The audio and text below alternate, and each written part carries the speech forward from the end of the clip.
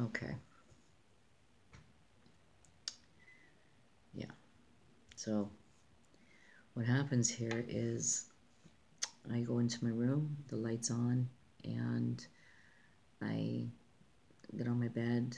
I'm on top of the blankets, and I'm just praying to God. I'm just praying to Jesus, just praying to him, just talking to him, telling him about my day, and then it happened. And the pain, the piercing pain that went in my ears, this was the first. It was just, oh boy, was it painful. And then it was the following that, it was the noise, and it was that screeching metallic metal that you hear, like me, this was this was magnified in my head, and it was unspeakable. So I had the noise with the piercing pain in the ears, and then I had the voice say, do you want to live or do you want to die? And I wanted to die because I wanted to stop the pain, and that was going to be my answer. And then at the very end I said, no, Jesus, I want to live, I want to live, I don't want to die, I don't want to die. And then that's when Jesus shows up, and he just goes boom, and he just banishes everything. I mean, it's just right after I call him out, then everything is just gone. There's no pain, there's no life and death situation, there's nothing. It's just quiet, it's peace, it's gone.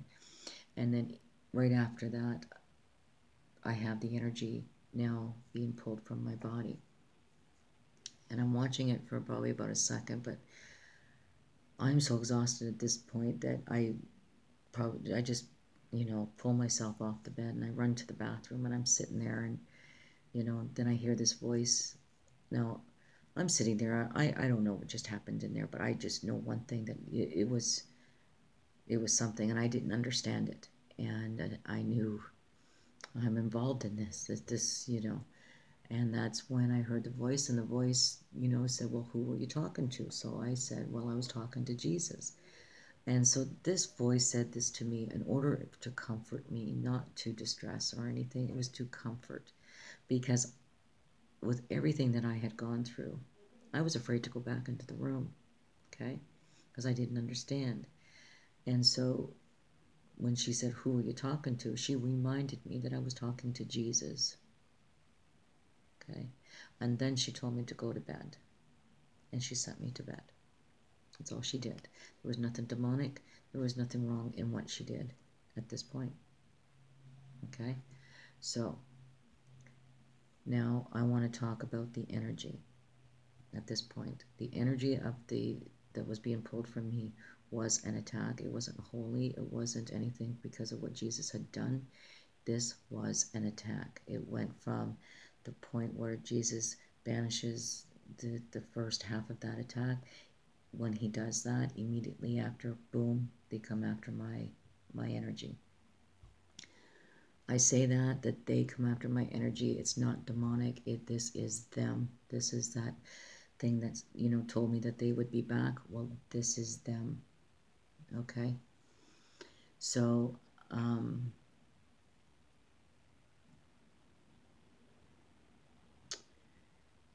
the energy. So I had nothing to really compare this with until Mr. Kleck, and that's when I thought, okay, well, maybe I'll get something out of this. I never got really much out of that, like other than him saying the same thing, that he felt the same pull, and as though he describes it as being, a life force leaving his body. Well, I didn't feel so much of life force or anything like that. I just felt the energy pulled from my body, and I just, know today that I was like, who do I compare this with? Like, there's not very many testimonies like mine out there. So I haven't heard any, and I don't mean to be rude, or, I'm just saying. And so then I went into, deep meditation about this, and then I heard compare, and then took me right to my testimony when I was again in a battle against the enemy in my early 20s. And it was a reptilian and a gray that night that attacked me. Both attacked me. So the first battle, again, the reptilian shows his arm. He's manifesting. He shows his arm. He shows his claw. And trust me, like the arm, like it was huge. And then, you know, his claws were like very huge. Okay, so here he has his claw, and he's going down towards my body part. And as he's getting closer, I'm starting to feel stimulation. So at this point, I realize what's happening, and I just grab him by the arm, and I push him away from me, saying, no, you're not going to touch me. And I'm pushing him away. And in the middle of all of this, and I'm, no, no, no, that's when Jesus comes in and just goes, just banishes it. Like, it's gone. There's nothing there. Okay? Immediately after that, that's when the gray is starting to take the energy from my belly button and pulling on my belly button. Okay, so he's, you know, he's pulling on my belly button. So then it flashed. I mean, everything made sense. What happened to me the night that I was saved, when, right after when Jesus had done this. Look at the sequence. Use your discernment, okay? Because here in the second battle in my early 20s, it was the reptilian himself, gone, and immediately after it's the gray who's pulling on my energy through my belly button. He's pulling this energy. Okay, it's a gray that's doing this. The grays and reptilians are both side by side here. Okay, so here, you know, we can say and honestly say that what happened to me that night, it was another attack, and they wanted my energy, and they were stealing my energy, and I pulled myself off the bed and I stopped it. Right? So there's the answer about energy and what happened to me that night. And no, it wasn't holy. It was them stealing the energy from me. Absolutely. Okay? So that is solved. Considered solved. The woman, on the other hand, the third time that she comes to me is when my brother has an aneurysm. It was a week before his aneurysm. And I received a visit from the reptilian, and he flicked me like this in my, you know, body part. I was so mad and so upset. I was like, I was so ready to connect with him. I just turned around and I just, you know, wanted to hit. Like, I just wanted to hit, you know, but then he was gone. So then it was the following morning, again, the same thing. I got a reptilian at the end of the bed, and he's flipping like this, and it's like, as soon as I recognize him, he's gone. Well, of course I go into prayer, and I'm saying, like, I was really disappointed. I was really disappointed because I thought I was finished with these fights and the battles with these things, these creatures, whatever, these beasts, right? I really thought I was done with the demonic and these beasts, because I was fighting both of them, you know. And so yeah, I was disappointed. So then that's when I heard in my meditation, they can't hurt you. There's the difference. They can't hurt you.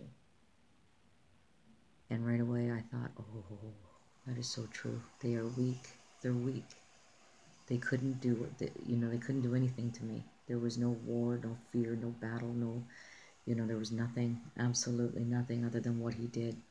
And that was aggravate me to, you know, but that's all they could do. So they're weak, and God is telling us they're weak, not to fear. Don't worry. I'm here to tell you from right now, as a witness in the last days, for these things that have happened to me in my youth, and I'm sitting here before you and I'm telling you these things. Don't fear. Don't worry, because all you're going to do is do what you have to do, and that is to fight back. And you're going to fight automatically until he gets there. And when he gets there, he will banish them, and you will know exactly what I'm talking about. If you already have not experienced him coming in the middle of your battle and win it for you. Okay?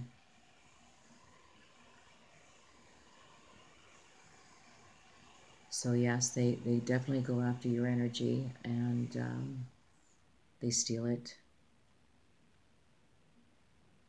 Things are increasing nowadays. They really are. And we just need to know and understand and hold on to him. You know, that's it. And, you know, whatever comes your way, what's ever put in front of you, deal with it. Take it as an opportunity to show his glory. Whatever is put in front of you, take that as an opportunity to bring his glory forward. So here I'm just saying that I'm giving an answer to a lot of people who asked that question about the energy and what happened there. And I believe that is now, like I said, solved. And as far as the woman's concerned, she's always been there, you know, as far as the reptilians are concerned. Oh yeah, I forgot to tell you. Okay, so with my brother, after all of this, like reptilian stuff, I get to the hospital and my brother's out of the surgery, and he he's talking to his son, and he says, "You know that movie Avatar, or you know that movie with the tails?" And my nephew says, "Yeah." He says, "Avatar." He says, "Yeah, yeah, yeah, yeah." He says, "They were at Kelly's." So you can just see what's happening here. Okay, I mean, you can't make this stuff up. I mean, if there was ever a time that I wanted just to turn around and just ignore this and think this is just not happening, and that you know, I mean, this is ridiculous, because I'm telling you that my brother had said this coming out of his surgery, that they were at my place. He knew this, and it was true. And then, you know, he even goes as far as to say, yeah, he says, they wanted me to do something, but I wouldn't do it. And I knew it was something sexual. I knew it was something sexual that they wanted him to do. And it was just a few months ago that we lost an aunt, and we saw each other. And he was telling me that ever since his surgery, that now he's hearing people's voices, and these voices are telling him what to do and what to say and how to say it. They're also waking him up at 4 o'clock in the morning, yelling and screaming at him, you know, and some other things happen, but I can't say. And this was because of the surgery. So when I talked to him at the funeral, he had told me this about the voices. So I asked him, I said, "Did they ask you to do something sexual?" And that's when he stood back like this, and he goes, "You know." Yeah. Okay. So whether, you know, and I can go so much further into this right now, but I can't. I'm just going to stop here.